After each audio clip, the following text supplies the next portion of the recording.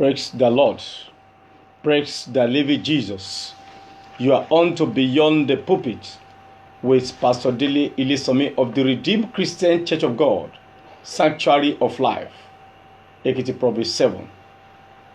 We are here again to teach the Word of God, nothing but the true Word of God. But before we go into the teaching proper, let us pray. Giving glory to the Lord, He reigns. Giving glory to the Lord, He reigns. He reigns, He reigns, He reigns, He reigns. Giving glory to the Lord, He reigns. Authority in heaven, we want to bless your name. We thank you because you still reign, you rule in the affairs of men. We thank you for your provision over us. We thank you for your preservation. We thank you for the redemption of our souls, for the salvation of our souls. Thank you for this great grace given unto us to reach out to your people every week. Daddy, be thou exalted in Jesus' name. Today, we are here again to dish out your word to your people. Teach your word yourself, deliver the oppressed, set the captive free. And at the end of today's teaching, let your name alone be glorified. In Jesus' name we pray. Amen. Praise ye the Lord. Praise the living Jesus. Today, we are here with a different keel of wine. We want to look at Daniel's wisdom-based education, a biblical template for global educational system. I want to appreciate all our fathers in the Lord who have been helping us praying day and night. I pray that the Lord Almighty will see you through. So, we'll be looking at the book of Daniel, the whole chapter 1. So read from verse 1 through 21, but we cannot, because of our time, we read in parts. So I start reading from here. In the 3rd year of the reign of Joachim, king of Judah, came Nebuchadnezzar, king of Babylon, unto Jerusalem, and besieged it. Verse 3. And the king spake unto Ashpenaz, the master of the eunuchs, that he should bring certain of the children of Israel, and of the king's seed, and of the princes, children in whom was no blemish, but well favored, and skillful in all wisdom, and cunning in knowledge, and understanding science, and such as had ability in them to stand in the king's palace, and whom they might teach the learning and the language of the Chaldeans. Verse 6. Now among those were of the children of Judah, Daniel, Ananiah, Mishael, and Azariah. But Daniel purposed in his heart that he would not defile himself with the portion of the king's meat, nor with the wine which he drank. Therefore, he requested of the prince of the eunuchs that he might not defile himself. Verse 12. Prove thy servants, I beseech thee, 10 days, and let them give us pause to eat, and water to drink. Verse 17. As for these 4 children, God gave them knowledge and skill in all learning and wisdom, and Daniel had understanding in all visions and dreams. Now at the end of the days that the king had said he should bring them in, then the prince of the eunuchs brought them in before Nebuchadnezzar. And the king communed with them, Among them all was found none like Daniel. Ananiah, Mishael, and Azariah therefore stood they before the king.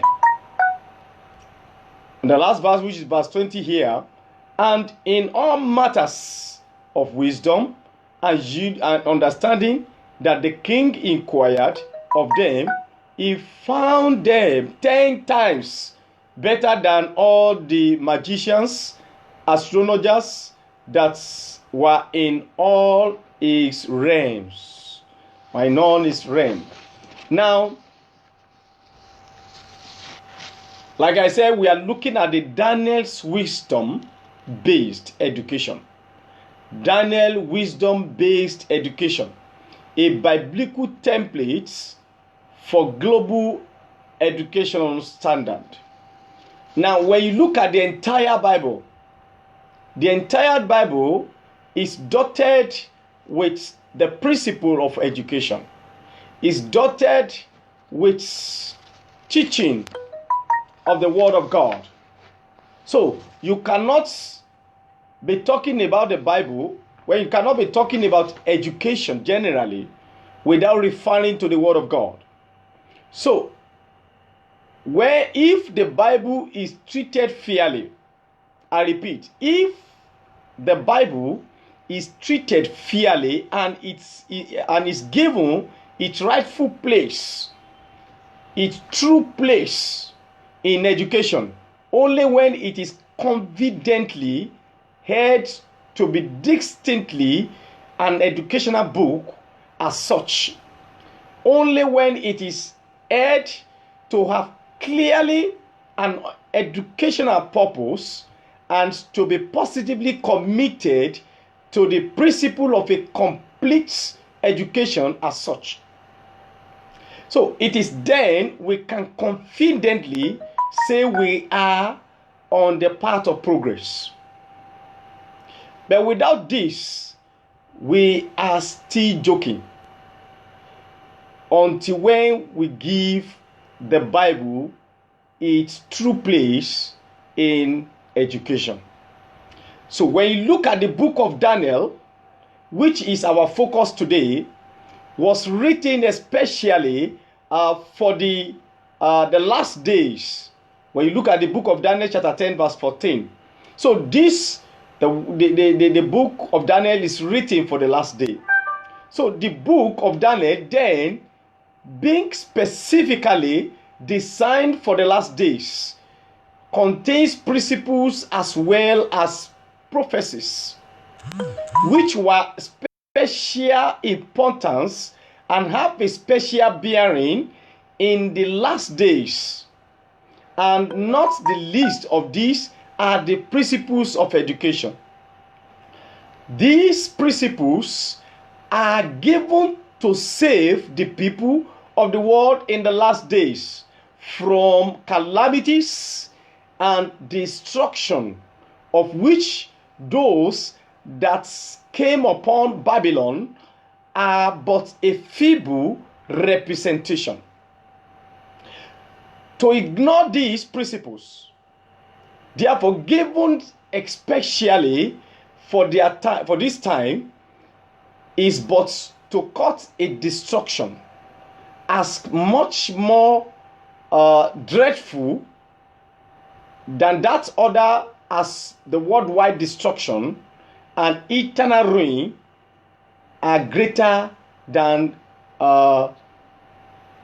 local destruction and temporal ruin.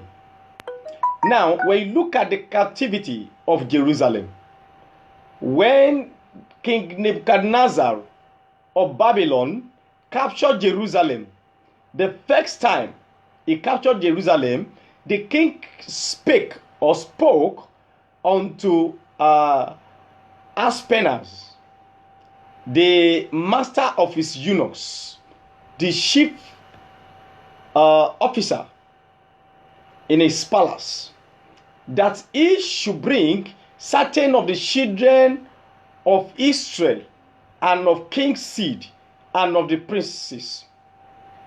And there are certain qualities he looked for he was looking for. He said, these children in whom there was no blemish, but well favored and skillful in all wisdom and cunning in knowledge and understanding science, as such had ability then to stand in king's palace.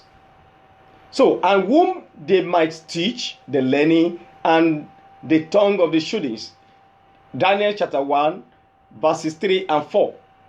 So, King Nebuchadnezzar captured Jerusalem. When he captured Jerusalem, among those people that he captured are these 4 Hebrew men, Daniel and his other companions. So they were captured in Jerusalem and they were brought to Babylon. And king wants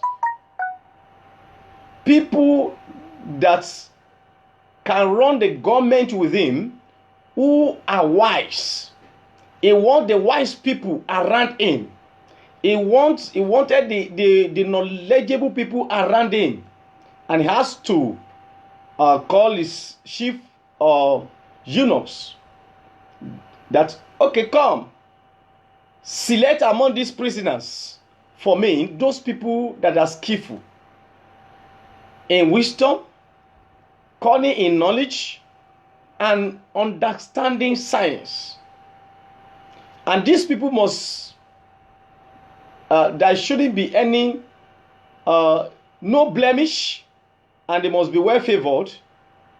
These are just the requirements of the King Nebuchadnezzar before you can be admitted into the royal university, into the royal university of Babylon. So he has to require, he has to ask them, look for these people among the prisoners. Now, it is pertinent here for us to explain the terms used here. When you look at the word translated wisdom, knowledge, and science here, the way they were used. We talk about wisdom, the Hebrew word for that is dav. And knowledge, the Hebrew word for that is mada. And that of science is shokma. So these are the Hebrew words for wisdom, knowledge, and science. And the word translated wisdom here signifies knowledge. It signifies understanding and intelligence. So it implies the faculty to discern what is valuable knowledge and the ability and capacity to acquire such knowledge. So when you now look at the word knowledge, which is an extension of wisdom. So it is an extension of wisdom, which means it relates to the mind or thoughts and implies knowledge acquired by thinking and application. So it requires knowledge acquired by thinking and what? An application. And when you look at the word science here, as it is used, it signifies skill, dexterity, sagacity, shrewdness, ability to judge, and is well translated in our days, today's science, which signifies skillful in knowledge. So it implies a selected and systematized knowledge. So you can see what King Nebuchadnezzar was looking for. So the requirement and the educational idea of King Nebuchadnezzar Therefore, the requirement of King Nebuchadnezzar in the selection or selecting of these youths that want to make use in his kingdom was that they should be physically sound and symmetrically built, and that mentally they should be one. Mentally they should be one, skillful in designing what is valuable knowledge, and skillful in the ability to acquire such knowledge. 2, cunning in the acquisition of knowledge by thinking and application.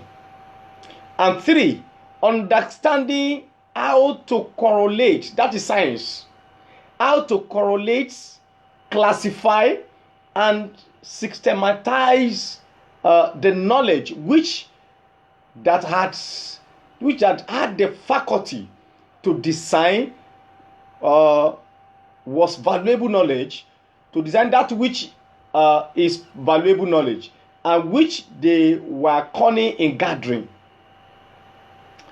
Now, that is the requirement of this king. So it should be noted here that the educational idea of this king, King Nebuchadnezzar, is better than the very best of educational idea in the United States or in the United Kingdom or in the entire world. And these 4 Hebrew men, they passed successfully the examination meant for the entrance into the Royal University of Babylon. Where did these people get this knowledge? Where did Daniel and his other 3 Hebrew men get their education? We must understand that they did not receive this education in Babylon. They received this education in Jerusalem because they were brought from Israel. Now, when we are now asking, where did they get this kind of knowledge? Where did they get this kind of education? That none of the scientists, none of the astrologers, none of these people in the land of Babylon could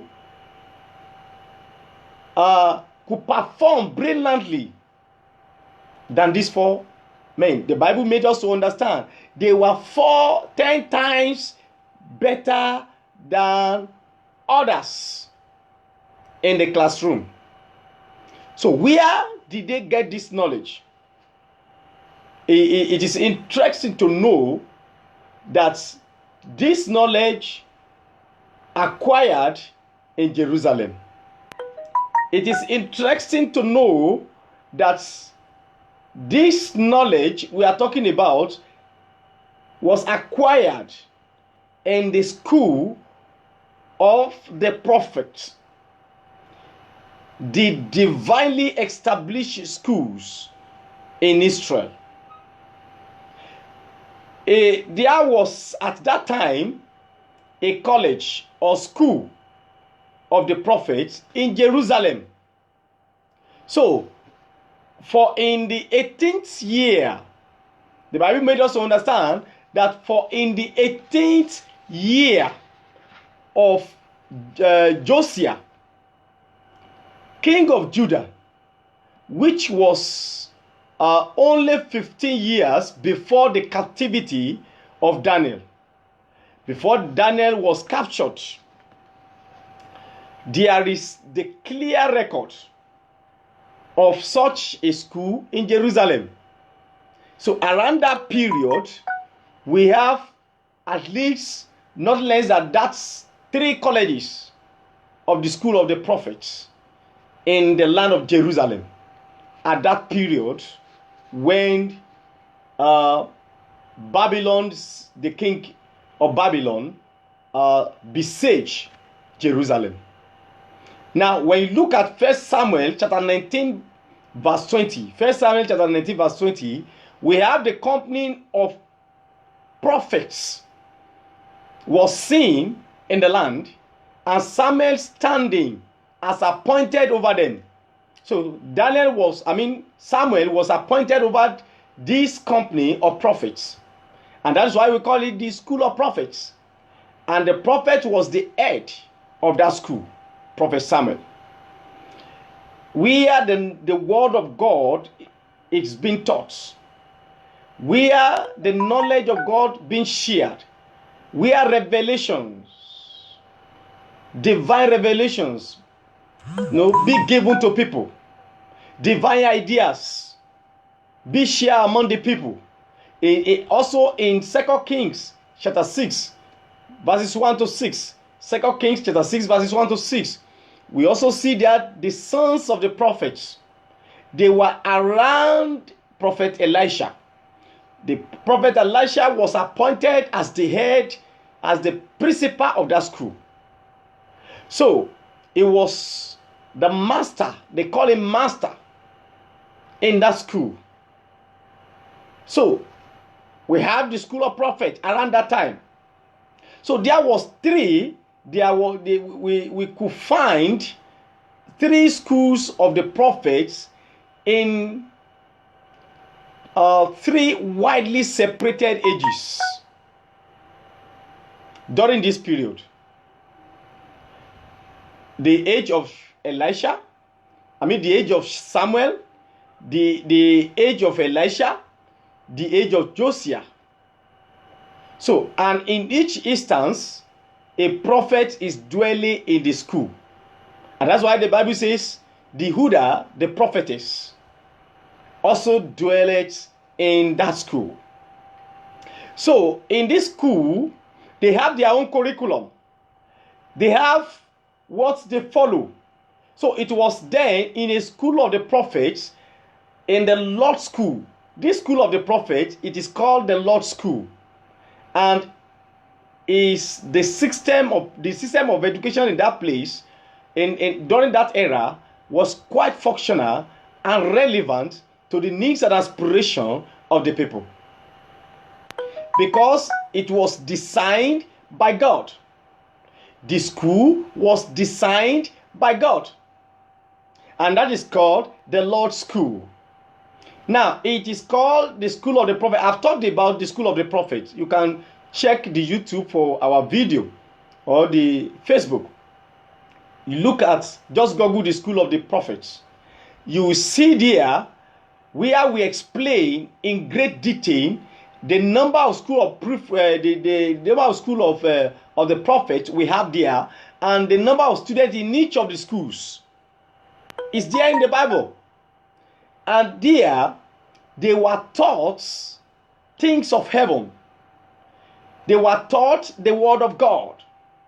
Now, ordinarily, the students are being headed by a prophet, and that's why it's called the school of prophets. So I've explained this in great detail in that video some months ago. So there are curriculum being followed in that school.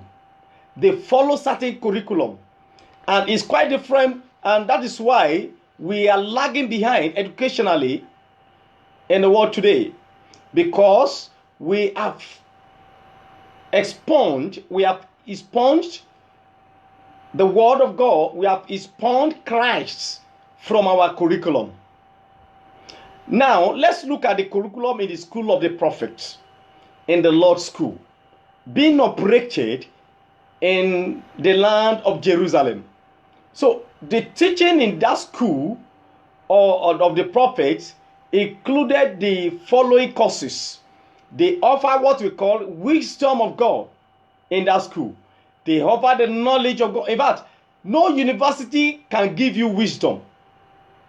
I've said it time without number in our different messages. Our present university, our secular university, is incapable of dispensing wisdom of God. The wisdom of God can only be dispensed by the school of God. can only be dispensed by the people of God, can only be dispensed by God himself, because he's the only one that can give wisdom. So since Christ is removed from the secular university curriculum, they are incapable of giving wisdom. The knowledge they are even given is not even relevant. The knowledge the university of today's university, the knowledge they are given, that is not even relevant to the needs and aspiration of the people of the citizens. How? For example, if a professor of mechanical engineering who specializes in mechanical engineering and is a professor in that field, if his car develop a mechanical fault, he cannot fix it. He would rather go and call a roadside mechanic to come and fix the problem. Then are we saying the education we are receiving today is relevant? Are we saying it's functional? No, because Christ is out of the curriculum. Now, another course being offered in the school of the prophet is science. They offer wisdom, knowledge, science, manual labor. And in fact, this manual labor today is virtually nothing. We are not even having manual labor in our schools today. We are not having such, especially in the private schools. I could remember in those days when we were in primary, secondary school, we were asked to cut the grass. How many parents will allow their children, their wards to cut grass, especially in the private schools? And we are lagging behind. You remember what the Bible says in 2 Kings chapter 6 verses 1 to 6.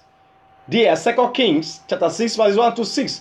The sons of the prophet, the student in this school, they told the master, this place is too straight for us. Master, we want a better place. And everyone have to go and begin to cut, to shock the tree, the beam, to use for the for another school. Now, music is another course they offer in that school. Music. Today, music is out of it. Poetry. Poetry is another one. Poetry is another one. I couldn't remember, maybe we offer poetry in the primary and secondary school, and the music is nothing like that today. I don't think so. And we need this. And that is why when you see some of the Bible characters, they sing, they compose songs. Can we compose songs now? Even as pastors. Now we need all this in our curriculum to praise God. Temperance. They also offer a course called temperance. And that is what Daniel, and 3 other Hebrew men were used to when they brought the king's diet, king's meat to them. He said, no, we are not going to take king's meat. We want to take another meat. Just give us water and vegetable. So they're back on vegetarian diets. And that's why I've been telling people, as students, you don't eat frozen food, canned food.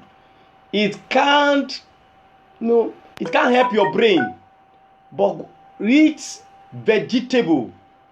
I taught some university students some time ago, when you want to combine, how you can manage to balance spirituality with academics. There are, as students, as Christians, we are to better than other students in the classroom. What do we eat? That's another thing entirely. I will not go to that today. And these are some of the things that make Daniel to excel. Now, what about morals? Do we have morals in our schools today? Everything is off. No morals. Law, we are not offering law again. Maybe when you are studying a business related course, like business administration, like accounting or accountancy, as case may be, like marketing, maybe you may offer what we call company law or business law. And that is not suffice. That is not suffice. This, we need to know this even right from the primary school. And all these were part of the curriculum of the school of the prophets. They were taught. Also history. History is out of our curriculum today. Some of our students don't even know the history of their land, their own town, not to talk of their country and the entire world. They don't even know the history of the of Bible. They don't even know where they are coming from and where they are going, where they are. Everything is out of the curriculum. Writing, reading, numbers, among others, were part of this curriculum. I've explained in great detail in one of our messages titled The School of the Prophets. So all these were taught there. And looking at the qualities, the standard of education being received in Jerusalem, the king of Babylon said, I think I will need these people, gather them, and teach them our language, the students' language. We teach them because he understood the importance of language. Language is a vehicle of culture. So if language sneezes, culture is bound to develop a cataract.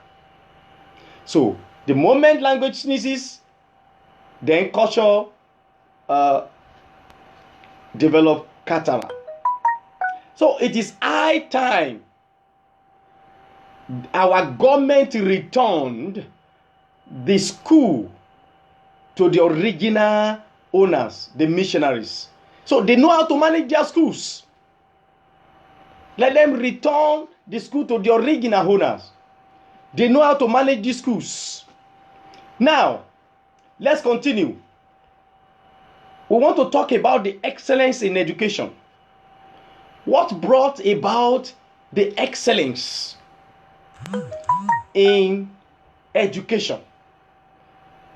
Generally, we look at excellence as we are taught. Excellence in education. We have the Hebrew-based excellence in education. We have the Greek-based excellence in education. Then we have Daniel. That is the one I am adding now. That is the one I am adding. Daniel based excellence in education. So when you look at this critically, you discover that Hebrew interpretation or notion of excellence means to be available to be used by God. While that of Greek interpretation of excellence has to do with the understanding. The teleos, that is excellence, means to be perfected into maturity, integrity, and virtue. To not lack anything in all areas of life. To be brought into completeness. That is the view of the Greek-based excellence in education. Now, when you look at the Daniel-based excellence in education, which we want the entire world to adopt, it has to do with the combination of this. It has to do with the combination of this. And in another sense, the Daniel's picture of excellence in education and in all areas of life epitomizes the type of education we need today. What's this type of education we need? Wisdom-based education. So we need wisdom-based education. So he received in Jerusalem the wisdom-based education, which helped him and his 3 young Hebrew companions to get admitted into the royal school or college or university of Babylon. So Daniel received in Jerusalem what we call the wisdom of God, and this can only be given by God, because the Bible says in Proverbs chapter 2 verse 6, that God gives wisdom, and out of his mouth cometh knowledge and understanding. And in the book of Daniel chapter 2 verse 20 to 21, Daniel chapter 2 verses 20 to 21, the Bible makes us to understand, which confirmed by Daniel, that God gives wisdom. It is the exclusive right of what? Of God. So this type of educational system develops a total man. And that is the kind of educational system that develops a total man. Yes. And that is why Daniel and the 3 Hebrew men, Ananiah, Mishael, and Azariah, were able to, they were better in all manners of wisdom, understanding all things, because God gave them wisdom. Then they also of what we call family training. They have there what we call family training. Then we have the temple divinely established training. Temple divinely established training, which we can also call the school of the prophet. So in this, they learn all this, and that is what we want our educational standard to be tailored to us. So in the land, they were able to perform better, excellently, 10 times than all other scientists in the land, than all other magicians, the astrologers who were in that realm. So they were found 10 times better because they received what we call divinely established education, which is Christian education. And why are they better? That made us, why you should be able to think. These people were able to pass this exam, and they were not taught in the land of Babylon, which means they received this education from Jerusalem and directly from God, which helped them to get into that royal university of Babylon. But the Bible says that in Daniel chapter 11 verse 32, Daniel 11 chapter 32, he said, the people that do know their God shall be strong and do exploits.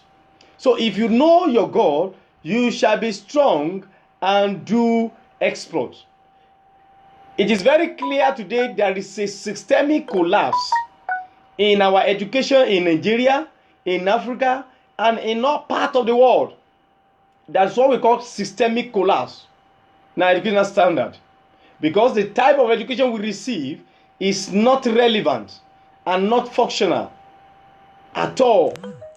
If they are relevant and functional to the needs and aspiration of the people, then we will not where we are. What we adopt today is the type of the Plato idea, the Aristotle idea of education, the Socratic type of education, the idea of all this. You see some private schools, they say we also adopt a Montessori method. Do they even know the meaning of Montessori method? The method, the very best method that can help us today is what I call Daniel's wisdom-based education. So if you can apply that method, that is the only answer and the only way out of our present educational bane and quagmire. So, brethren, in conclusion, want us to understand that our school should be modeled after the biblical picture of the life of Daniel. If we desire to help students become equipped in their minds, in their bodies, in their spirits, in order to testify of the kingdom of heaven, we need to model our educational system after the biblical picture of the life of Daniel. In actual fact, in Christianity, we firmly believe that when we seek first the kingdom of God, all other things, every other things will be added unto us. Seek ye first the kingdom of God and his righteousness, then everything else will be added unto us. That's what the Bible says in Matthew chapter 6, verse 33. Matthew 6, 33. So, this will reduce corruption of mind. It will reduce corruption in workplace. It will increase the academic abilities and fuel the spiritual hunger of students. And it will help students discover their God-given talents and become fully equipped to work it out before God. So we need this, nothing but this, if we want progress in our education today.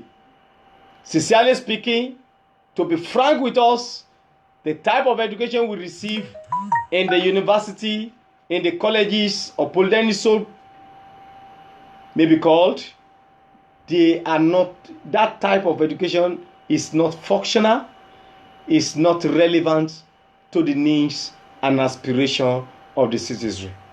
So there is a need for a paradigm shift. There is a need for a paradigm shift from the secularism to a Christian type of education. And that will help our society to move forward.